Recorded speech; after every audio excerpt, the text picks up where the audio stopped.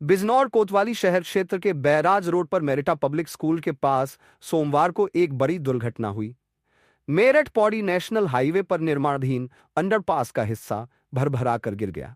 इस हादसे में 5 मजदूर दब गए। स्थानीय लोगों ने निर्माण में घटिया सामग्री के इस्तेमाल का आरोप लगाया। कंपनी के कर्मचारी और ठेकेदार इस घटना को घंटों तक छिपाने का प्रयास करते रहे। कंपनी के मैनेजर ललित ने अधिकारियों और मीडिया को गुमराह करने की कोशिश की। उन्होंने झूठा दावा किया कि यह ढांचा जानबूझकर उनके द्वारा ही गिरावाया गया था। एसडीएम सदर अवनीश कुमार मौके पर पहुंचे। जांच में पता चला कि घायल मजदूरों को पहले निजी अस्पताल में भर्ती कराया गया था। प्रशासन ने सभी घायलों को जिला अस्पताल में स्थानांतरित कर दिया है।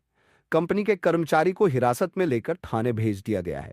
जिला अधिकारी ने बताया कि यह घटना सुबह की बताई जा रही है। यह घटना मेरठ पौड़ी राष्ट्रीय राजमार्ग की है, जहां पुल की शटरिंग गिरने से 4 मजदूर दब गए, जिनको सरकारी अस्पताल में भर्ती कराया गया है। निर्माण सामग्री की जांच कराई जाएगी। पीडब्ल्यूडी के अधिशासी अधिकारी को जांच सौंप दी गई है।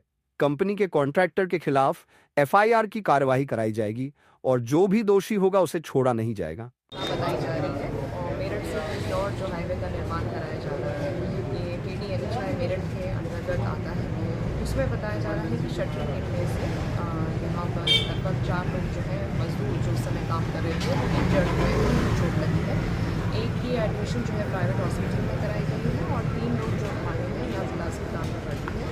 मेरे द्वारा कप्तान साहब द्वारा हॉस्पिटल में उनसे बातचीत की गई है, घटना के बारे में पूछा गया है और जो उनकी इंजरीज हैं इस पर ट्रीटमेंट कराया जा रहा है। सभी लोगों को फैसिलिटीज़ दे रहे हैं। इस प्रकार की कोई भी सीरियस इंजरी नहीं बताई जा रही है। इसके अलावा ये अवगत कराना है क्योंकि ये इंसिडेंट्स हुआ है और इसमें पीढ़ी को भी हम लोगों ने सूचित किया है और हमने अपने स्तर पर भी एक जांच समिति गठित कर दी है।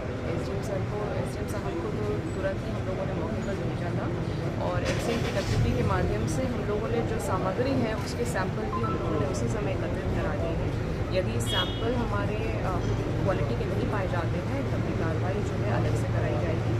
बट क्योंकि ये घटना बड़ी हमारे जनपद में इस समय पर हुई है, जो ठेकेदार है, जो कॉन्ट्रैक्टर है इस काम का, उनके खिलाफ भी एफआईआर की कार्रवाई और ब्लैकलिस्टिंग की कार्रवाई जो है हमारे द्वारा स्टार्ट करी जाएगी। जैसे मैडम ये सवेरे से गुमराह कर रहे थे कि हमने खुद गिराते इसको, लोगों को प्रशासन को भी गुमराह करने की कोशिश की, तो इसमें किसी को क्या पूछताछ के लिए भी लिया गया? हाँ, वही बात है क्योंकि जब मौके पर एसडीएम साहब को सुबह भेजा गया, वहाँ कॉन्ट्रैक्टर द्वारा या जो वहाँ पे संबंधित एनएचआई के अधिकारी थे उनके द्वारा ये संज्ञान में नहीं लाया गया कि कोई इंजरी हुई है।